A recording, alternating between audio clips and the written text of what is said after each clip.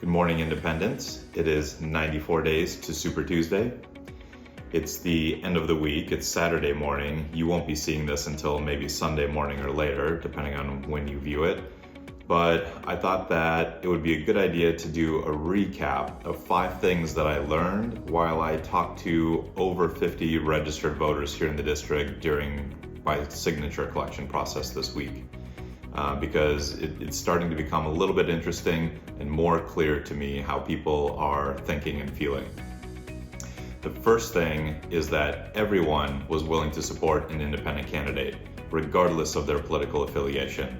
I had registered Democrats, registered Republicans, and registered independents all sign the petition in, I believe, approximately equal amounts. And not a single one of them had a hesitation in signing the petition.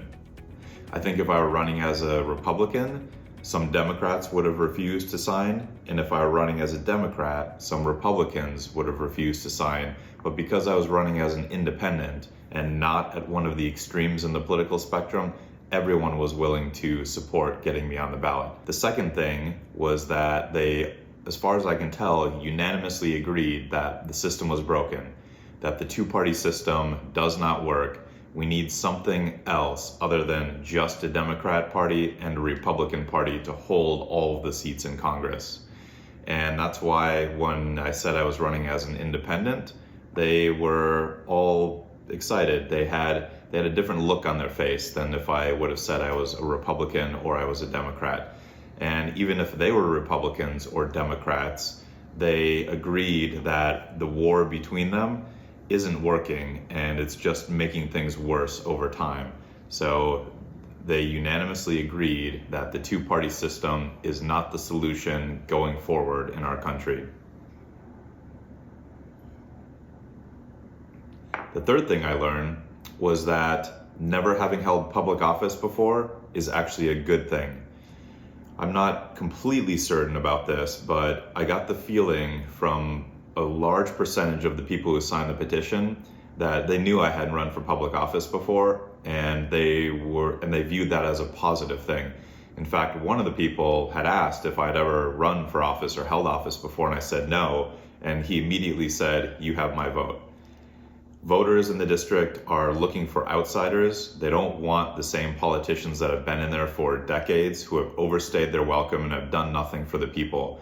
They're looking for a fresh, I think, younger group of people to come in and take over and move the country forward again, because the people who are currently governing us are not doing that. So they are completely willing to back an outsider, and they don't view not having experience as a Washington insider as a bad thing. In fact, it is exactly what they're looking for in this election cycle. The fourth thing I learned is that some people do have a hesitation about backing me because they're not sure that I can win, because the two-party system has ingrained in their mind that these are the only two options, and there's this giant machine that will prevent any third-party candidate, any independent candidate, from even having a chance at taking office. But as I talked about in yesterday's video, the numbers will work. It is very possible for me to pull this district by a very large majority of the vote, not just barely squeaking out a win. I'm talking winning by 20 or 30% in 2024 as an independent candidate. From what I have seen and from what I felt in talking to voters, I think 2024, if there is a strong independent candidate, is the year that we're going to break the 33-year streak where an independent has never been newly elected to the House of Representatives. I think this is the year that it's going to happen. And I think that this district, I'm hoping that this district will be the one that sets the precedent. So if you're concerned that I can't win, just keep watching, because you're going to see the momentum change very significantly over time, I believe, leading up to the March 5th primary, and then certainly before the general election. And everyone, it's an exponential growth thing. Some people early on are willing to just go all in and fully support the independent candidate.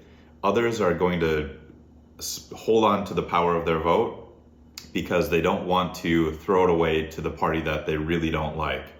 But I think in 2024, people are much more willing to not give blind allegiance to their party and are going to be willing to support an independent candidate right out of the gate instead of waiting, seeing if they might have a shot at winning. And that's why I'm trying to create as much content as I can to get out in the district to help people get to know me so that I can begin to build the momentum, because the higher the perception of me winning is, the more people are willing to back me. The closer I get to running even with the incumbent, the more people are going to realize that, yes, he actually does have a shot, and I don't want to hold on to my party vote anymore because they're not doing anything for me. And I now realize that I don't have to worry about throwing my vote away to the other party. The race is close enough now where I'm willing to support the independent candidate and give him a shot. I'm willing to try something different. And I think that's going to happen much faster this year than any year previously because of the situation that our country is in. And the fifth thing are that the issues people care about span the entire spectrum. If you haven't watched my campaign trailer video, I list out all of the problems, and we have so many problems in the country now, and they're all getting worse. There isn't a single issue that I can think of at the moment that is improving over time. Every one of the government agencies, every one of our government programs is failing in what it does. They are not doing what the American public wants them to do. The policies and the laws that are being put in place are not ones that are going to move our country forward, and people see that. That's why more today than ever, our country is looking for the third option, for an alternative to the two-party system. And as I have said, I felt an obligation to run because neither party is what I'm looking for either. And I think that the percentage of voters that feel that way is over 50%. I think it might be 60, 70, 80, even 90% of voters feel that their party no longer represents them enough that they're willing to give blind allegiance to the party. And you're going to see a lot of disaffected voters leaving both parties. And I'm hoping we're going to see that in the numbers of registered voters that are independents. Like I said, it's currently about 190,000, 194,000. I'm hoping that the number of registered voters in both parties will start to diminish and the number of independents will start to rise. It's already a very, very large percentage, probably higher than in most districts in the country. And that's why I believe that I can pull off a win as the independent third-party candidate in this race. So those are the 5 things that I learned in talking to my first approximately 50 people this week, a little bit more than that. But that said, most of the people I talked to were either people I knew or were friends, direct friends of people who I knew, or neighbors of people who I knew. So today I'm going to do an experiment. I'm going to take my dog Carrot, who I guess is over on the beanbag chilling out again, and we're gonna walk outside. There's lots of people in my neighborhood who have dogs and are out walking or at the playground down the street with their kids. And so I'm going to walk around with her and cold approach people that I don't know, that I've never talked to before, many who I've probably never seen before, and just start talking to them and asking them if they would support an independent candidate. And even though I have all of the signatures I need to get on the ballot now, I think I'm going to take my petition papers and just see if they would be willing to sign as well. So the experiment is that Carrot and I are going to walk out in the neighborhood, I don't know, maybe for a couple of hours, and see how many signatures we can get for the petition from people I've never talked to before. So today will actually be Joe and Carrot on the go. See you then. Okay, Carrot. We are going to do our experiment pretty soon. So you need to come over here. Come here. Yep, you come here so I can brush you so you look nice and pretty. Yeah, you look nice and pretty? Okay, let's brush you first. Let's deferminate you.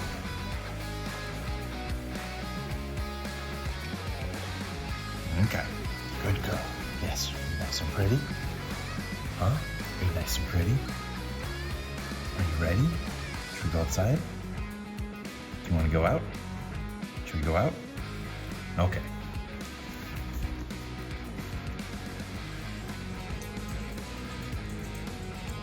You coming?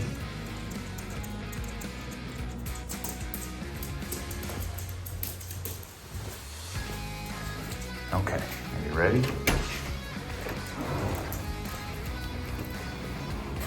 Carrot, you're holding us up. Come on, let's go. You're holding us up.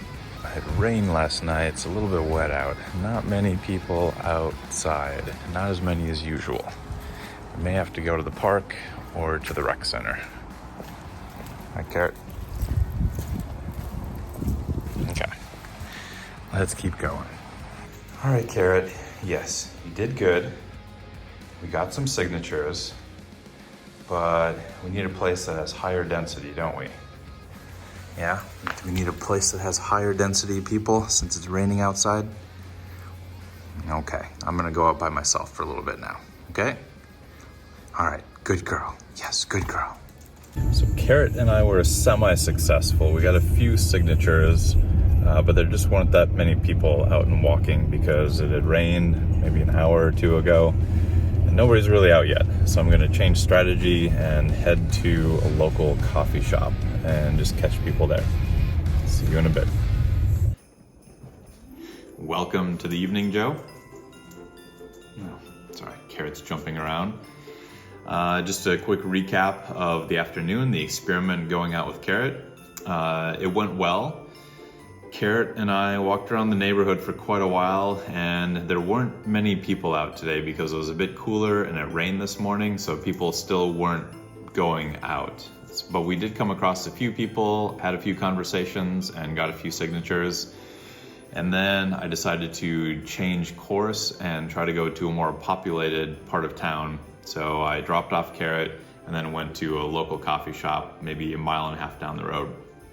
And I talked with a few more people there and had a conversation that was about an hour long with one person, and we covered pretty much the entire gamut of issues, well, a lot. And I was also curious where he got his news, and he brought up a news show that was on YouTube that I had heard of, but I haven't watched before. So I'm going to watch that and see what that show is like. And then I talked to another person just outside, and turns out he lives, I don't know, I think like a block down from me. So we're probably going to, communicate again. And he has a very recognizable dog. I don't recognize it having been around the neighborhood before, but I'm sure if I watch for him now, I will know and I'll recognize him. So it was good.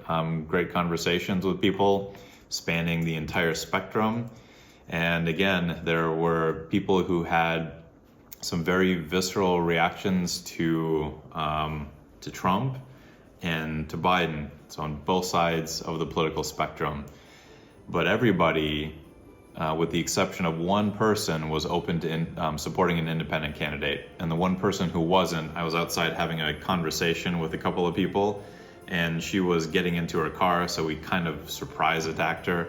And she just said, yeah, she was in a hurry, and she was just too liberal to support an independent candidate. So that was the first out of, I've talked to probably 75 people now, close to, and only one, and I think it was just kind of an off-the-cuff remark because she wanted to get going.